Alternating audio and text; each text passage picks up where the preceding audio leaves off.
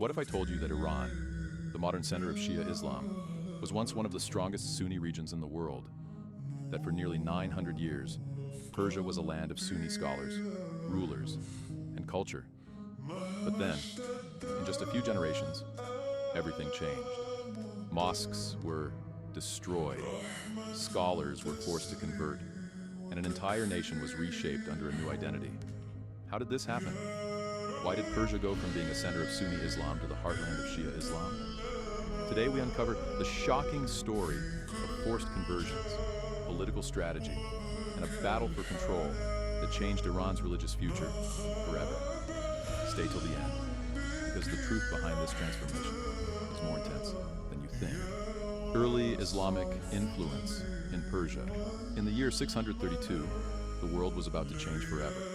Prophet Muhammad had just passed away, and the Muslim armies, inspired by their faith, began expanding beyond Arabia. To the west, they pushed into the Roman-controlled lands of Syria, Palestine, and Egypt. But to the east, they faced an even greater challenge, the Persian Empire, one of the most powerful civilizations of the ancient world. At first, it seemed impossible. The Persian Empire had ruled for centuries, stretching across the Middle East and Central Asia. Its cities were grand, its armies strong, and its culture deeply rooted in Zoroastrianism, the empire's dominant religion. But Persia was already in decline. A devastating war with the Romans had weakened its forces. A deadly plague had killed over 100,000 people in the capital, and internal conflicts had left the empire unstable. The Muslim armies took advantage of this moment. In just two major battles, the Battle of Qadisiyah, 636, and the Battle of Nahavan, 642, the mighty Persian Empire collapsed. The last Persian king, Yazdegerd III, fled east, desperately seeking allies. But no one came to his aid. He was eventually killed by his own people, marking the official end of the Sassanid Persian Empire. Persia, which had ruled for over 400 years, was now under Muslim control. But here's the surprising part. While Persia had fallen politically, its people did not immediately become Muslim. Islam spread slowly over centuries. Unlike in some regions where conversion happened quickly, the Persians held on to their culture and religion for a long time. Zoroastrian fire temples still stood in cities. Persian traditions remained strong. Even the government system continued as before, except now, Arabic became the official language of administration. So how did the Persians start converting to Islam? It wasn't through force. It happened gradually, starting with the lower classes. In Zoroastrian Persia, people who worked in jobs considered unclean, such as blacksmiths, butchers, and leather workers, were seen as impure. These workers were treated as outcasts by their own society. But in Islam, there was no caste system. Everyone was equal before God. This message attracted many of these lower-class Persians, who began accepting Islam first. Another key reason for conversion was that Islam wasn't entirely foreign to them. In Zoroastrianism, they already believed in a single great creator, Ahura Mazda, and an evil force, Ahriman. When Muslims explained Allah and Shaitan, it wasn't a completely new idea. Many Persians found Islam's teachings familiar, making it easier for them to accept the faith. For the next 300 years, Persia remained a majority Zoroastrian land. But slowly, generation after generation, Islam became dominant. By the time of the Abbasid Caliphate, 750 to 1258, Persia had become a major center of Sunni Islam. Some of the greatest Sunni scholars in history, Imam Abu Hanifa, Imam Bukhari, Imam Muslim, and many others, were of Persian descent. Persian scholars contributed massively to Islamic science, philosophy, and mathematics. Persia became one of the driving forces of the Islamic Golden Age, a time when Muslim civilization led the world in knowledge and discovery. But as Persia flourished under Sunni rule, a storm was coming. A new empire was about to rise, one that would turn Persia into something completely different. It all started with a young warrior named Shah Ismail and an army of only 7,000 men. The rise of the Safavid dynasty. For nearly 900 years, Persia remained a center of Sunni Islam, producing some of the greatest scholars and thinkers of the Muslim world. But in the early 1500s, everything changed. A new force rose in Persia, one that would forever alter its religious identity. The man behind this transformation was Shah Ismail I, a fierce and ambitious warrior.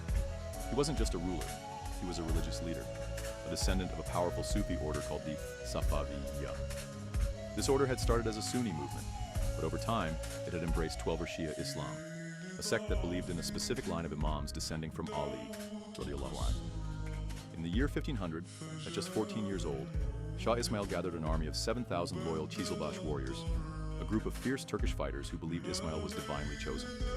With their help, he launched an unstoppable military campaign. He swept through Persia, conquering cities one by one. In 1501, he captured Tabriz, declared himself Shah of Persia, and made Twelver Shia Islam the official state religion. This was not just a religious decision, it was a strategic one. Persia was caught between two powerful Sunni empires, the Ottomans to the west and the Uzbeks to the northeast. By converting Persia to Shia Islam, Shah Ismail created a distinct identity, separating his empire from his Sunni neighbors. This also helped him gain the loyalty of Shia minorities living in Ottoman lands, creating a religious and political rivalry that would last for centuries. But making Persia a Shia country would not be easy. Sunni Islam had been deeply rooted in Persia for centuries. Shah Ismail knew that if he wanted to transform the nation, he would have to force it. And that's exactly what he did. Implementation of Shia Islam. Ismail's plan to convert Persia was brutal. Sunni scholars were given three choices: convert, flee, or die. Thousands of Sunni religious leaders were executed. Shia scholars were brought in from Lebanon, Syria, and Iraq to replace them, teaching the people a new religious doctrine. The state took complete control of religious life. Sunni mosques were destroyed, and Shia shrines were built in their place. The Safavid rulers promoted rituals that were unheard of in Persia before, such as public mourning ceremonies for Imam Hussein, radiallahu anhu, and the cursing of the first three caliphs, Abu Bakr, Umar, and Uthman, radiallahu anhu. This was a direct attack on Sunni beliefs and traditions. One of the most dramatic changes was the enforcement of Shia law. Friday sermons across the empire now had to include prayers for the 12 imams, and anyone caught following Sunni traditions was punished or exiled. Sufi orders that had once flourished in Persia were banned, as they were seen as too closely linked to Sunni Islam. The Safavids also encouraged anti-Sunni propaganda, painting the Ottomans as enemies of Islam and portraying Shia Islam as the only true path. This religious divide fueled wars between the Safavids and Ottomans, leading to bloody conflicts that lasted for more than 150 years. By the end of Shah Ismail's rule, Persia was no longer a Sunni land. But the transformation was far from over. The people had changed their religion, but now their entire culture and identity would be reshaped. Societal and cultural transformations. With Shia Islam now the official religion, Persian society began to transform. The Safavid rulers introduced Shia festivals, like Ashura, which commemorates the martyrdom of Imam Hussein, radiallahu anhu. These events, once foreign to Persian culture, became central to public life. The mourning processions, self-flagellation, and passion plays became part of Persian identity, deeply ingrained in the hearts of the people. The art and architecture of Persia also changed. The Safavids built grand mosques, shrines, and religious schools, all with unique Persian designs influenced by Shia beliefs. The city of Qom, which had existed for centuries, was turned into a major Shia learning center, attracting scholars from across the Shia world. The shrine of Imam Reza in Mashhad became one of the most sacred places in Shia Islam, drawing millions of pilgrims. Even Persian literature and poetry were influenced by this shift. Persian poets and writers began focusing on the lives of the 12 imams, celebrating them in ways that were unheard of in earlier Sunni-dominated Persia. Religious texts were rewritten to align with Shia beliefs, and historical events were retold from a Shia perspective. The Safavids also made changes to the Persian language. Arabic words and phrases related to Shia theology became more common. The way Persians spoke about religion, history, and even their identity was altered to reflect their new Shia beliefs. But not everyone in Persia embraced these changes. Some Sunni communities, especially in remote mountain regions and borderlands, resisted the forced conversion. The Baluchis, Turkmens, some Kurds, and Arab tribes managed to hold on to their Sunni beliefs, refusing to follow the new order. Today, about 5% of Iran's population remains Sunni, a small but significant reminder of the country's Sunni past. By the time the Safavid Empire collapsed in 1722, The transformation was complete. Persia, once a land of Sunni scholars and rulers, had become the heartland of Shia Islam. And the effects of this transformation can still be felt today. Resistance and challenges. Not everyone in Persia accepted the forced conversion to Shia Islam. For centuries, Persia had been a Sunni majority region, home to scholars, leaders, and communities who followed the teachings of the four Sunni madhabs. But under the Safavids, they were given little choice: convert, flee, or die. In the beginning, many resisted. Sunni scholars and religious leaders refused to abandon their beliefs, leading to mass executions, exiles, and imprisonments. Entire communities tried to fight back, but the Safavid military, backed by the fierce Qizilbash warriors, crushed most uprisings with brutal force. Cities that refused to comply faced destruction, and Sunni institutions were wiped out one by one. The strongest resistance came from Persia's border regions. In places like Baluchistan, Kurdistan, and the mountains of Gilan, Sunni communities managed to hold on to their beliefs. Their isolation protected them from Safavid control, allowing them to practice their faith. Even today, these regions still have significant Sunni populations, a reminder of the people who refused to convert. Outside Persia, the Safavid shift to Shia Islam created enemies. The Sunni Ottoman Empire, Persia's powerful western neighbor, saw this religious transformation as a direct threat. The Ottomans had long claimed to be the protectors of Sunni Islam, and now their eastern neighbor had turned against it. What followed was more than 150 years of war between the Safavids and Ottomans.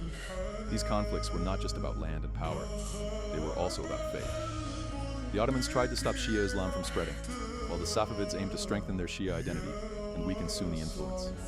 The battles were bloody, with cities changing hands multiple times, leaving destruction in their wake. Despite all the resistance, the Safavid plan worked. Over time, the Sunni identity of Persia faded. The younger generations grew up only knowing Shia Islam. The rituals, beliefs, and religious traditions became part of their daily lives. Within a few generations, Persia was no longer a Sunni land. It was now the center of Twelver Shia Islam, legacy of the Safavid conversion. The conversion of Persia under the Safavids was one of the most significant religious transformations in history. It changed not only the faith of a nation, but also the balance of power in the Muslim world. Before the Safavids, Shia Islam had always been a minority, scattered across different regions. But after the Safavid conversion, Persia became its stronghold, shaping its theology, politics, and culture for centuries to come. Under the Safavids, Persia became the intellectual center of Shia Islam. Religious scholars gathered in cities like Qom and Najaf, writing books, developing doctrines, and spreading Shia beliefs. This influence remains strong today. Iran is still considered the leading voice of Twelver Shia Islam, with religious leaders holding immense power over the state. The Safavid conversion also deepened the Sunni-Shia divide in the Muslim world. The wars between the Safavids and Ottomans fueled tensions that still exist today. Even now, the rivalry between Sunni-majority countries like Saudi Arabia and Shia-majority Iran can be traced back to this period. The political and religious conflicts that started 500 years ago continue to shape modern geopolitics in the Middle East. The Safavid legacy is not just about division, it is also about identity. The Persian people had always been unique, with their own language, culture, and traditions. The Safavid conversion helped solidify a distinct Iranian identity, separating them from the surrounding Sunni world. To this day, Iran remains one of the only countries in the world with a Shia majority, a legacy of the Safavid rulers who reshaped its destiny. And that's the story of how Iran became the heartland of Shia Islam. But what do you think? Was the Safavid conversion purely about faith, or was it a political move? Let me know your thoughts in the comments.